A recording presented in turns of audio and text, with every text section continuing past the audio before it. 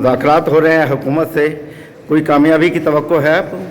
देखें इंशाअल्लाह बिल्कुल ये दोनों जानिब से इस चीज़ का एहसास है कि ये इस तरह से ना तो जमहूरियत चल रही है और ना ही मुल्क चल सकता है। तो इसलिए सर जोड़ के बैठना पड़ेगा और इस पर जो है एक ही मर्तबा आपको तय करना पड़ेगा, क्या आपने इस मुल्क में सिविलियन रूल्स को लेके आना है, क्या आपने आइन की जो है बालादस्ती को मुसल्लम करवाना है, क्या रूल ऑफ लॉ को फॉलो करना है, या हमने किसी हाइब्रिड डेमोक्रेसी और रिमोट कंट्रोल जो है हुकूमतें चलानी है। तो मेरे ख्याल में तो सभी को इस चीज़ का एहसास होना चाहिए कि जो हक़ अवाम का है अवाम ही को मिलना चाहिए। हक़ के हुक्मरानी जो है ये अवाम की जो तनख्वाहदार हैं या अवाम के टैक्सेस से जिनको तनख्वाहें मिलती हैं खून पसीने की कमाई से, वो इस मुल्क के मामलात नहीं चला सकते हैं। बहुत हो लिया। लेकिन सर तमाम सियासी क़ुव्वतें ये कहती हैं कि पीटीआई तो बात ही इस्टेब्लिशमेंट से करना चाह रही है और पॉलिटिकल फोर्सेस से बात नहीं करना चाहती। देखें ये हमारा यही है कि जो मुक़्तदर हल्के हैं जिनको अख्तियार है, अगर ये समझते हैं इनको अख्तियार है और ये सही माने में जो है हुक्मरानी के लायक हैं, तो फिर बातचीत करें।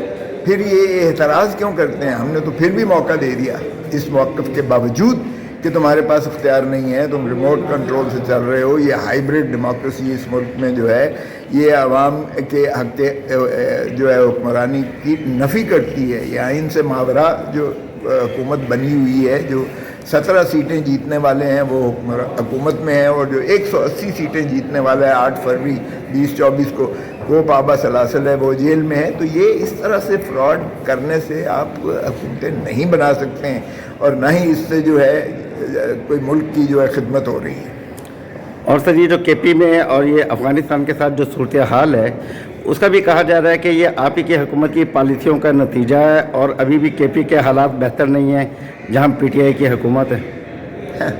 देखें ये कोई आज का मसाला नहीं है, ये मसाला तारीखी चला आ रहा है क्या खैबर पख्तूनख्वा का। और ये जो कुर्रम की बात कर रहे हैं जिस जहाँ ये हुआ है, ये एक एथनिक डिवाइड है अनफॉर्चुनेटली, और ये आज से नहीं चल रही है। इसमें अगर दो फ़िरक़ों का या उनका तनाज़ात हैं अराज़ी पर या उनके कोई मजहबी तफ़र्क़े पर जो उनके तज़ादात हैं, तो ये आज से नहीं है, ये माफ़ कीजिएगा, ये काफ़ी अरसे से चले आ रहे हैं। और ये तो मैं समझता हूँ पीटीआई की हुकूमत की कामयाबी है कि हमने न सिर्फ ये है कि कामयाबी से उनकी जो है आपस में जॉइंट जिरगा जो है बिठा कर हमने उनके दोनों फरीकैन की आपस में सुलह करवा दी है, बल्कि उनके तनाज़ात को हमने काफ़ी हद तक ख़त्म किया है और सड़कें खुल गई हैं। उनके आपस में जो है एक्सचेंज उन्होंने कर लिए हैं, जो भी उनके कैजुअल्टीज़ हुई थी वो भी सारा कुछ हो गया है। यहाँ कराची में भी आपको पता ही है कि धरना जो है उठा लिया गया है, जो MWM ने किया था। तो इसलिए ये तो सूबाई हुकूमत की कामयाबी है। हालांकि ये जो है मरकज़ी हुकूमत इससे मुबर्रा नहीं हो सकती है। इंटीरियर मिनिस्टर साहब जो पाकिस्तान सारे के इंटीरियर मिनिस्टर हैं, जो वहाँ से 1400 किलोमीटर का बॉर्डर लगता है, एक पोरस बॉर्डर जो है अफ़गानिस्तान के साथ, वहाँ से भी दरअंदाज़ी जो है ये मरकज़ी हुकूमत का काम है, ये इस्टेब्लिशमेंट का काम है। इसको जो है हिफाजत करना, महफूज करना कि वहाँ से जो है दरअंदाज़ी ना हो और वहाँ से जो है मुदाखलत ना हो। तो ये सारी चीज़ें जो है बहुत कॉम्प्लेक्स हैं, लेकिन बदकिस्मती से अगर मरकज़ी हुकूमत जो है वो या इस्टेब्लिशमेंट सिर्फ पीटीआई ही को यलगार मार के उन्हीं को लताड़ती रहेगी और उन पर ही इल्ज़ाम तराशी करती रहेगी, तो इस तरह से मामलात नहीं सुलझेंगे। तो इसलिए अगर हमने पाकिस्तान में अमन जो है लाना है और पाकिस्तान को आगे चलाना है, तो फिर ये जो है पीटीआई का भी एहतराम करना पड़ेगा और आवाम के मैंडेट को जो 90% से ज़्यादा 90% से ज़्यादा जो केपी के जो है वो एक जमात के साथ मुंसलिक है और वो समझती है कि इमरान खान उनके एक हीरो हैं, आइडियल हैं।